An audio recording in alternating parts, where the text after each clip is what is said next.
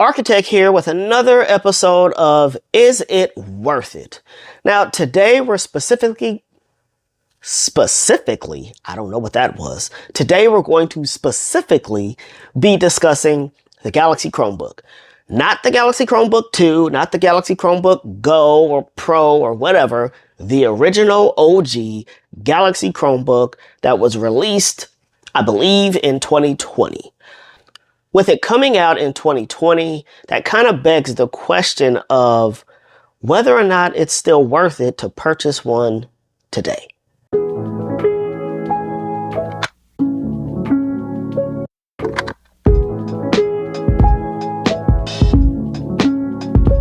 So right now on eBay, you can get the Galaxy Chromebook for around $350. That will net you a 10th generation i5, 8 gigabytes of RAM, 256 gigabytes of SSD storage. Now, you may be thinking, why in the world would I spend $350 on a Chromebook from 2020? And I would argue that that's a very good question. And I'm probably not going to help my case any better by telling you that for around $200, you can get something like the Acer Spin 713, which has the exact same specifications, 10th gen, or 10th or 11th gen, depending on which one you get, i5 processor, 8 gigabytes of RAM, 256 gigabyte SSD, and that's $150 less than what you'll be spending for the Galaxy Chromebook. Not to mention, if you're willing to spend an extra about 40 or 50 bucks, you can get a 10th generation i7 with 16 gigabytes of RAM and a 256 gigabyte SSD. So when you look at it at that very high level on paper, it's a very easy decision to make. But let's break that down a little bit and talk about exactly what you get for the $350 with the Galaxy Chromebook. With the Galaxy Chromebook, you are getting a device that is an all aluminum chassis. It is a beautiful piece of hardware that comes in at 2.2 pounds and 9.9 millimeters thick. 2.2 pounds and 9.9 millimeters thick for a 13.3 inch display. Full clamshell laptop. 9.9 millimeters thick. That is amazing, even by today's standards. And granted, 2020 wasn't that long ago, but still, 9.9 millimeters is very thin, and 2.2 pounds for a full laptop is extremely light. Now, the Acer Spin 713, it's also a light laptop. It comes in at 3.2 pounds, so still what would be considered light, but 2.2, that's, you're talking tablet territory at that point. That doesn't weigh much more, and I believe is thinner than a Surface Pro with the keyboard. I think it's thinner. If it's not, it's close. I'm gonna double check some numbers and put them over here on the side for comparison. But that's the kind of weight and thickness that we're talking about when you're talking about the Galaxy Chromebook. The Acer Spin 713 is about 0.7 inches thick. So almost twice the thickness. You could almost stack two Galaxy Chromebooks on top of each other and it would barely be thicker than one single Acer Spin 713. In addition, you are getting a 4K AMO LED display. And when I tell you this thing is gorgeous to look at, I cannot enunciate how beautiful this display is. 4K. 4K. When I tell you this, it is one of the best displays that I've ever seen, even down to this day. The Acer Spin does have a good display. It's 2K resolution, and it's an IPS LCD display. It is a beautiful, beautiful display. But as you all know, anytime you put an LCD next to an OLED, if they're of the same caliber and quality, the OLED is always going to take the cake, man. I mean, it looks good. And yeah, it looks good. Another thing is that the Galaxy Chromebook uses the exact same stylus that you would use in your Galaxy Note phone or your S23 or S24, or if you have a Galaxy Tab S device. The exact same stylus you use on those, you can use on the Galaxy Chromebook. And it comes with it. It's inside the chassis. Right there inside the chassis. So not only do you get pen compatibility, but the pen automatically comes with it, and it doesn't need to be charged, or it doesn't need a AAA battery, like not AAA, I think it's quadruple A, but it doesn't need a battery like a Surface Pen would. It tucks away right into the device. You don't ever have to worry about losing it or bumping up against something and the pen falling off like you would with an iPad or something like that. Like, it's right there inside the device. The Spin 713 does support a USI stylus, depending on the model. I think there's one model that doesn't, but the one I'm talking about, I believe, does. It does support a USI stylus, but obviously it doesn't come with the Chromebook. You would have to purchase that separately. And not all USI styluses are made equal. One can work really well, while another one, you get kind of a mediocre experience. All that being said, the Galaxy Chromebook did not come without its troubles, if you will. One of them being the fact that even though the Galaxy Chromebook does come with a pen, even if you include the price of the USI stylus into the cost of purchasing the Acer still comes out less. You can get a USI stylus, I mean a good one, for $25-30. So even if you spent the $250 and got the i7 version of the Acer Spin 713, you spend another $25 on the stylus, you're still $75 away from the $350 that you would be spending just to get the Galaxy Chromebook. So there's that too. Lastly, well, not lastly, I actually got two more things. Second to last thing, the Galaxy Chromebook for I/O, you get two USB-C. They are Thunderbolt 3 compatible, but you get two USB-C.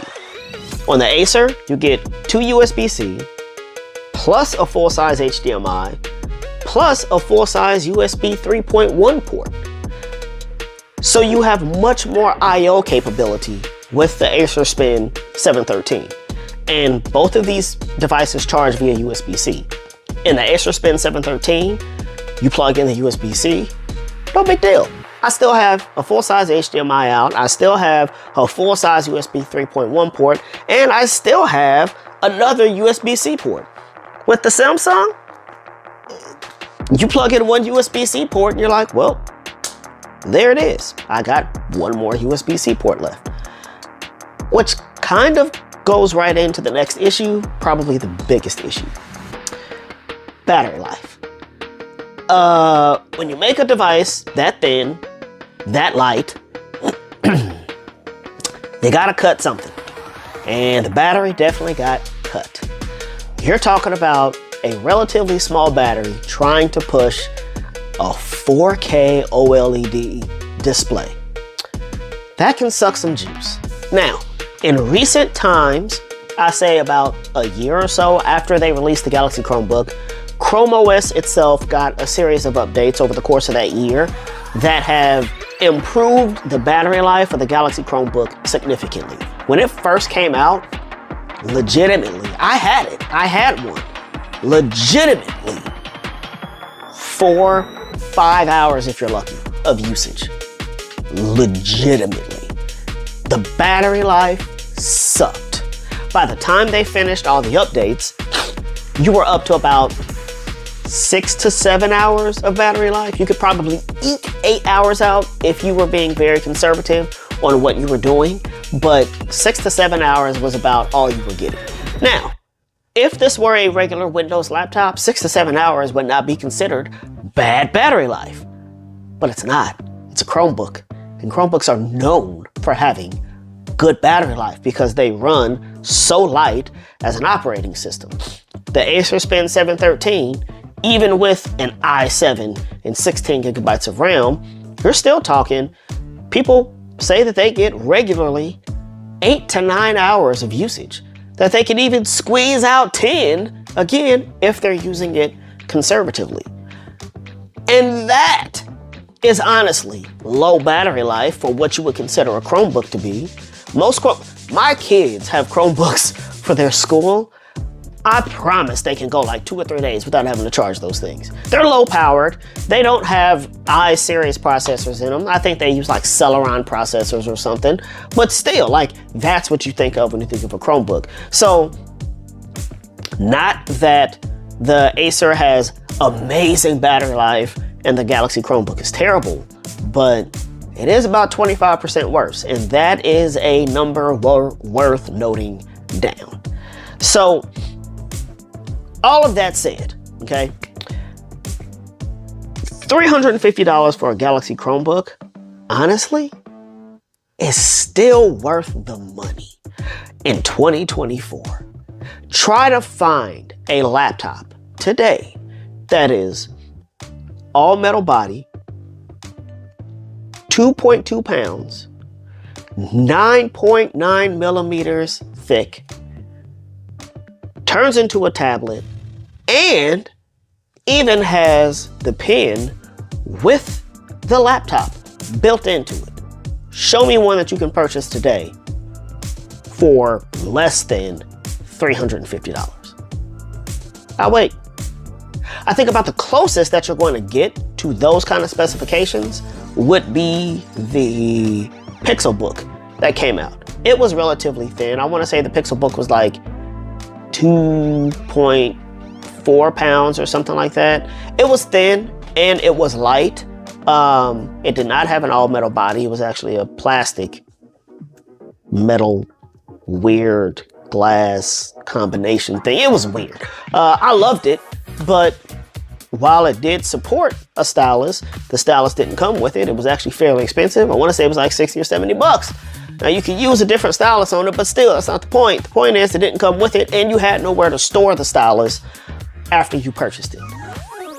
When it comes to design, the Acer does not compete with the Galaxy Chromebook. The Acer still looks good, but side by side, they just don't compete with each other. On top of that, you can find the Galaxy Chromebook for closer to like 300 bucks as opposed to that 350. And especially at that price point, absolutely worth it over the Acer Spin 713. Now, if you don't care about the OLED display, if that's not a thing for you, you don't care about whether it's a 4K display or not, if you don't care about it being extra thin and extra light, then this is not the device for you. 100% go with the Acer. If you're buying a Chromebook for a kid, if you're buying a Chromebook for anybody, 100% go with the Acer Spin 713. I do not believe you will be disappointed with it. Not in any way, shape, or form. But if you want that extra little oomph, you want that extra style, I mean, the red, that was the color I had. Oh my gosh, it was beautiful. I have never seen a better looking laptop. So, again, just to wrap it all up, is the Galaxy Chromebook still worth it in 2024? I'm gonna be honest with you. I gotta say yes. Let me know what you guys think. Don't forget to like and subscribe. Leave a comment down below if you've ever owned the Galaxy Chromebook or if you've been interested in it. Tell me what you guys think of it, etc., etc. And I'll see you guys later.